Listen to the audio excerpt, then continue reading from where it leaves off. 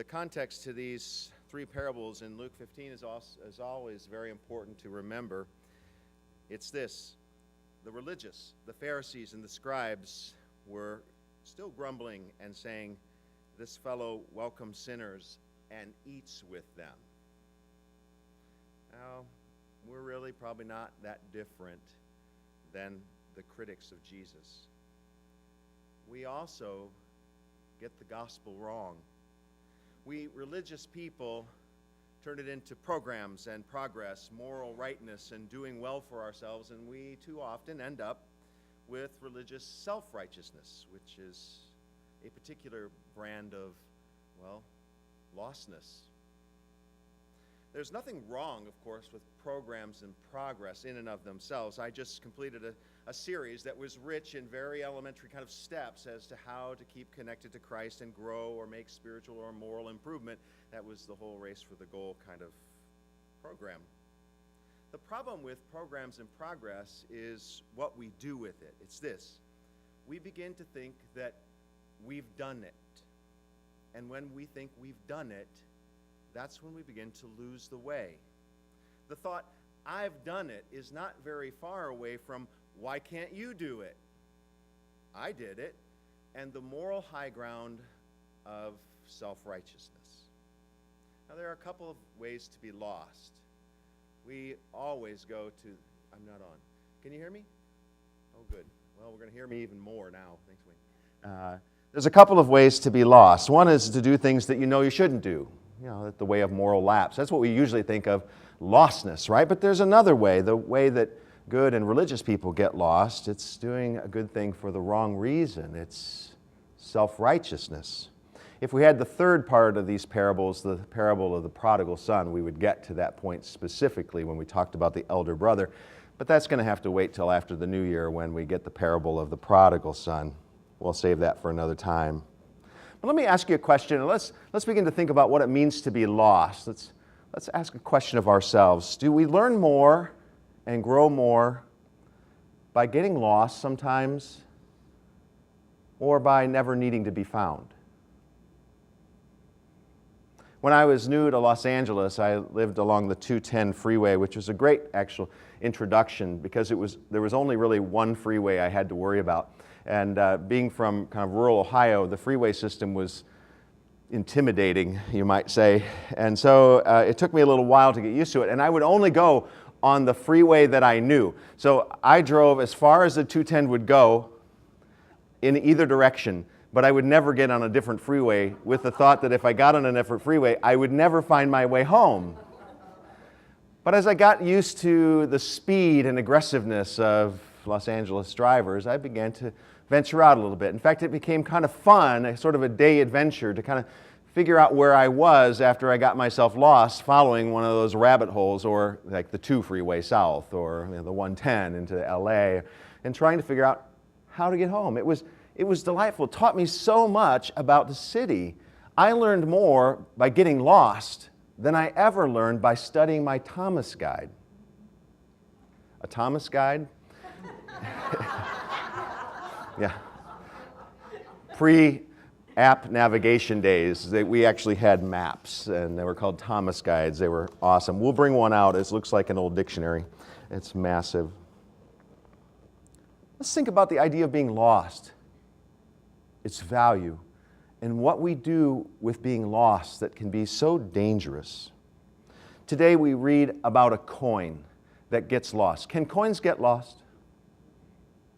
They can't get lost on their own. They can be misplaced. They can be dropped. Things can happen. And then there's the sheep, of course. And sheep just kind of nibble themselves away, don't they? Until they are pack animals. They do not want to be away from the herd. So something really got them interested to nibble them that far away that they got lost.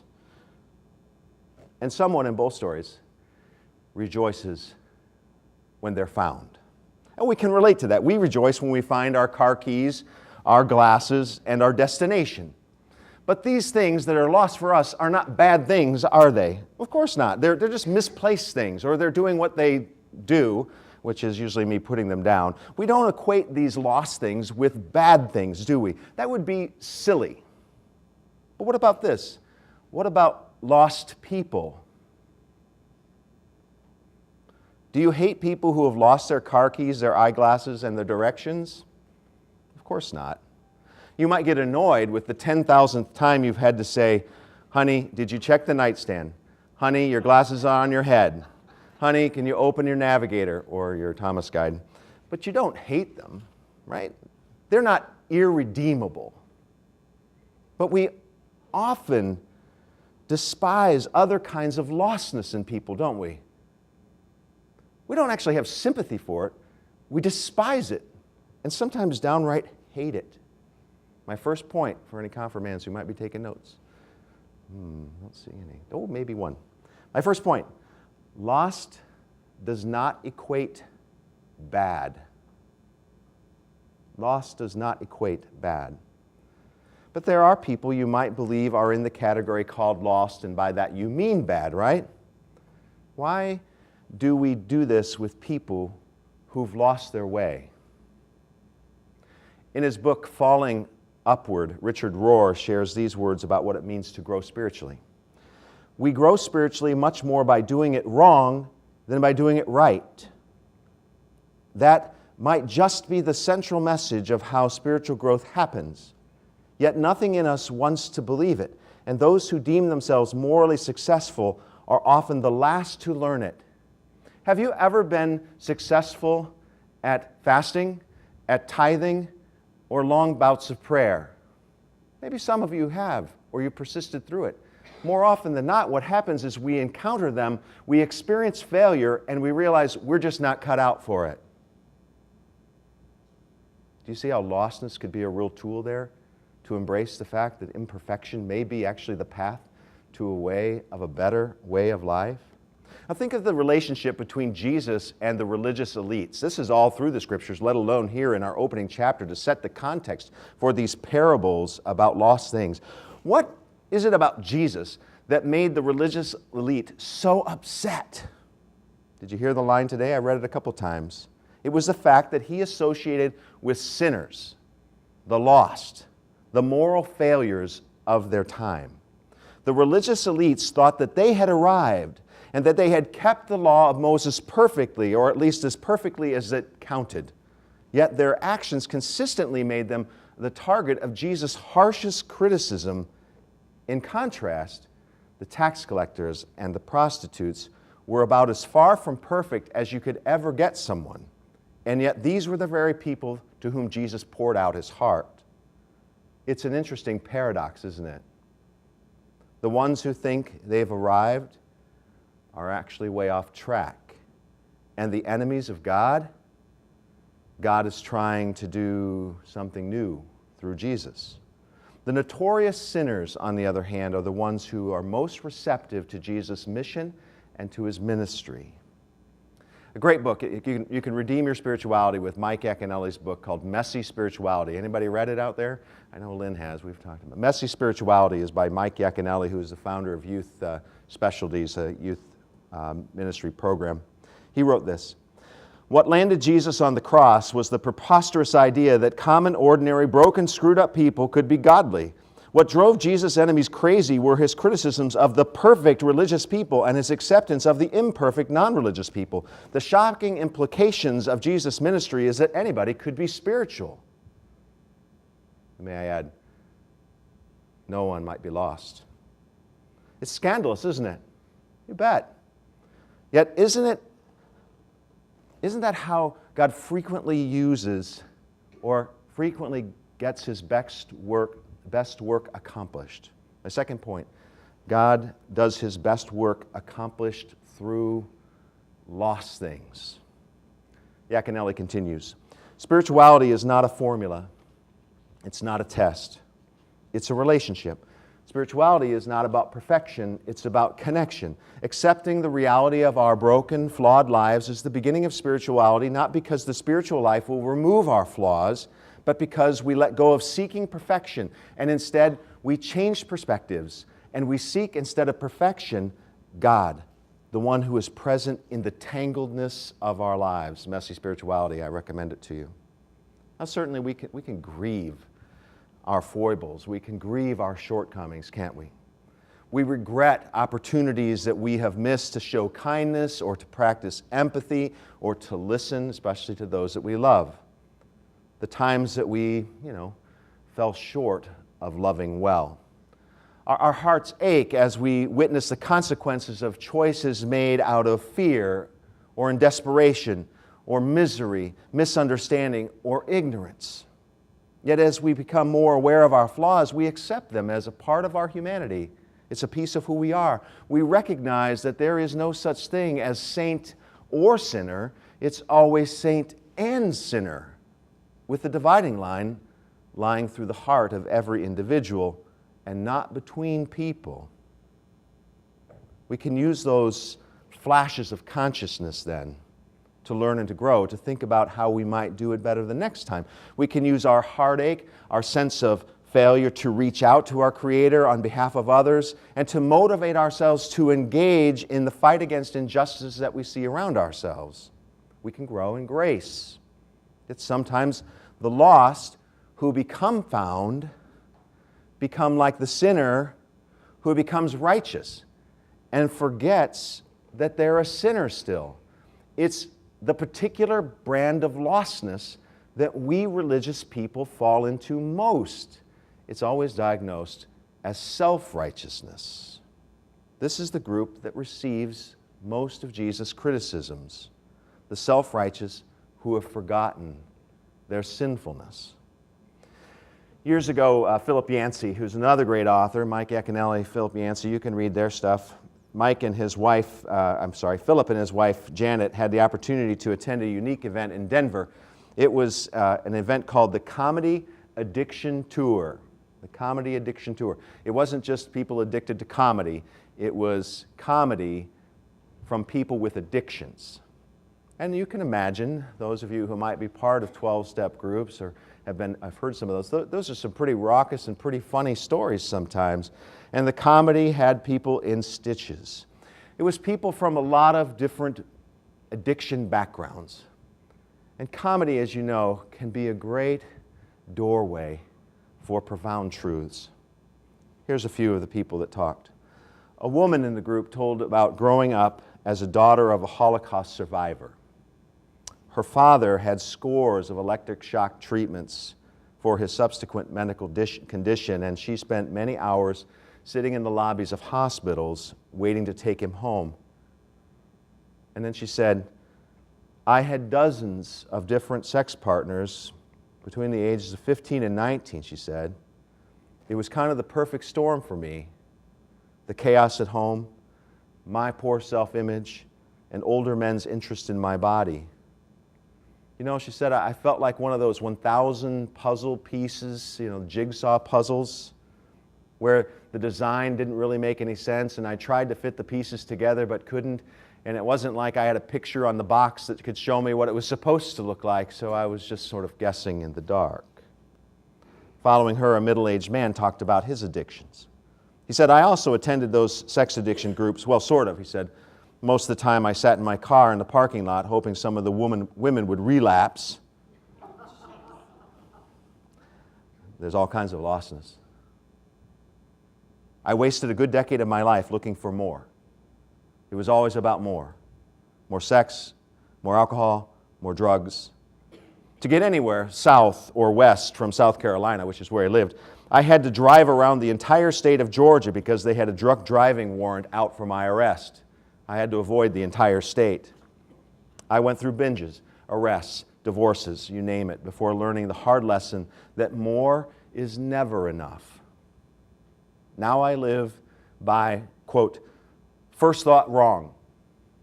Get it? Think about it for a second. First thought wrong principle. Almost every time I have a first thought, I immediately know that that first thought is wrong. What a babe, I think. No, man, you're married. Second thought. I need a drink, first thought. Don't do it. You know where that leads. Second thought. That jerk just cut me off, first thought. I got to show him a thing or two. Wait, comes the second thought. Maybe he's as messed up as I am. Years of therapy and hundreds of support group meetings with people just like you have given me new voices to listen to.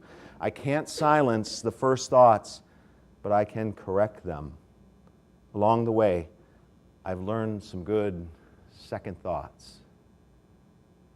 What is lost? What is found? Finally, Yancey writes that the most poignant moment came after one young man was giving this hilarious series of conversations about his colorful accounts of his adventures.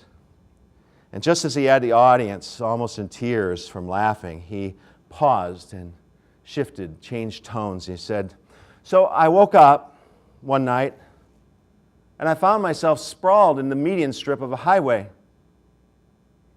I don't know how I got there. I don't remember the crash. I don't remember drinking. I don't remember that night. But there I was in the highway, and my car was upside down, further away, but beside me. All I knew is that I had to get out of there because the cops were going to come. I walked home. Well, I walked to my mom's home because it was closer. It was almost 2 miles. When I rang the doorbell, my mother answered the door. She looked at me, bloodied and bruised, smelling of alcohol,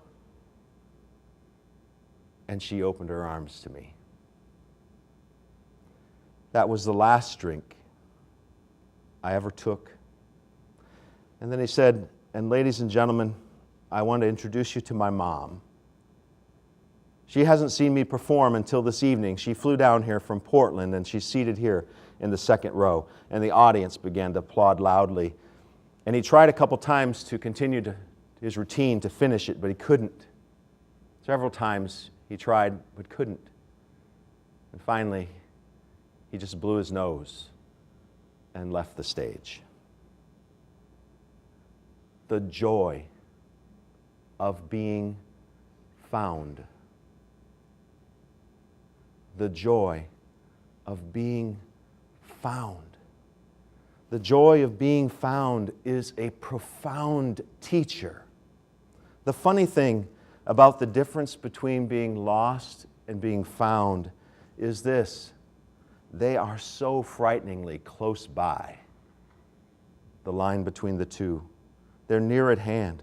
Only a slight change is all that separates us one from the other. And thus is the nature of human life, isn't it?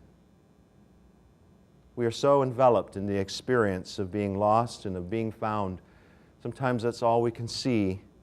See our lives in some spectrum of being broken or being mended, of being right or being wrong. And we reach a certain point in that, particularly as religious people on this spectrum, and we suddenly shift. And the problem with us isn't the brokenness. The problem with us is what we think about our wholeness and how we got there. It's a judgment that we pronounce against ourselves. And this becomes the source of an awful lot of human striving, of programs and progress and desires for progress, that we might escape this judgment somehow. But there is no escape from it. There is no finding yourself. Because of weakness and illness and eventually death, which claims us all, those programs and progress, they are not the good news. And when we buy the illusion that they are the good news, we lose our way.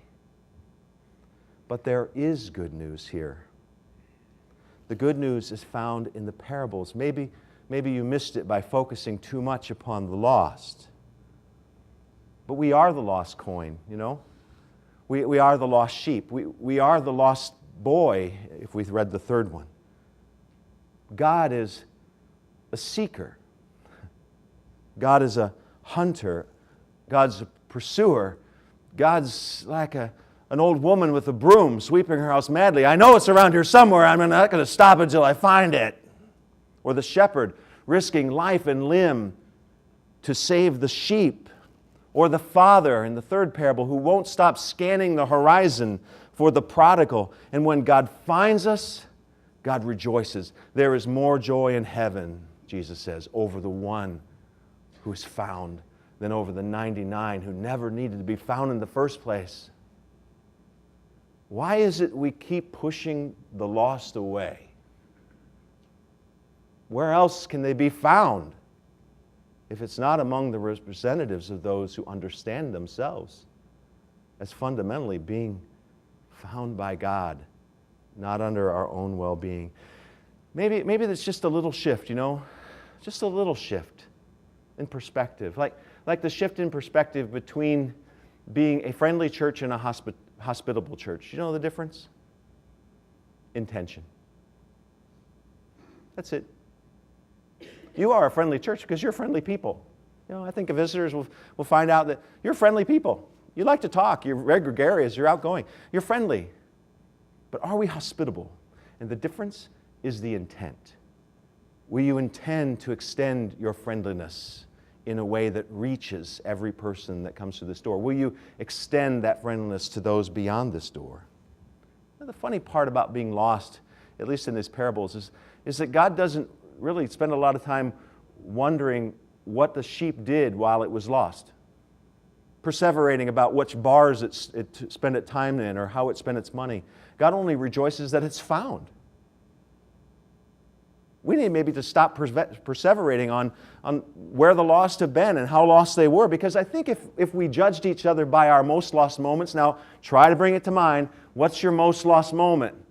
Do you think anybody would be your friend in here? I can guarantee you wouldn't be mine if we were judged by our most lost moment. But we rarely hold those things in our minds when we're in church. But maybe we should.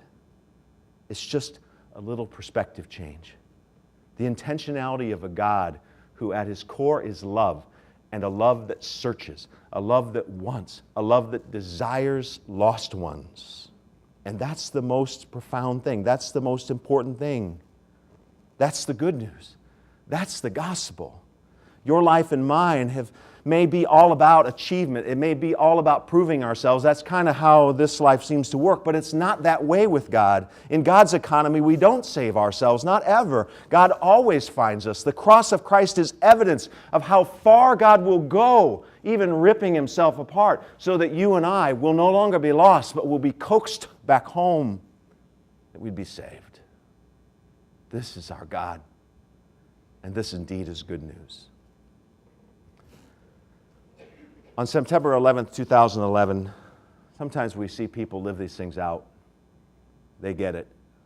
We often get it in the most lost moments. 15 years ago this Sunday, Wells Crowther went to work like every other day to a job as an equities trader in the World Trade Center. After the second tower was hit, the one he was in, Wells led everyone he could find down the stairs to safety and then went back for more. And after leading more people back to safety, he went back again, and he went back again, and he went back again until the tower collapsed. On that day, this talented, athletic, good-natured, but in so many ways just ordinary guy did an extraordinary thing by seeking those who would be lost, giving his life to make sure that others would be saved.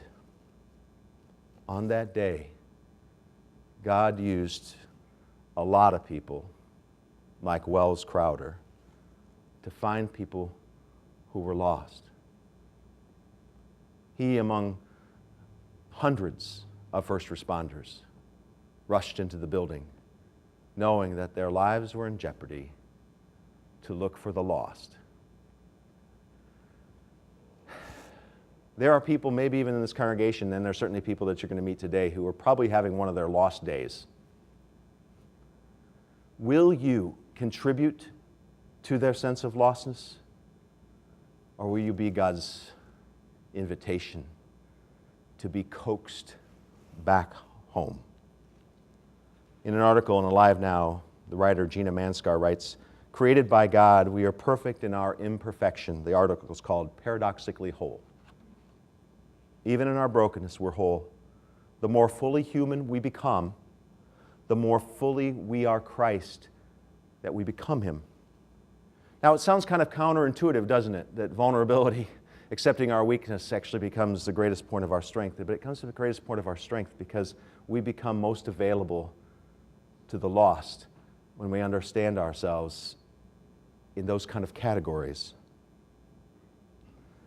The second century Christian writer Irenaeus said, "What is a Christian but to be a human being fully alive?"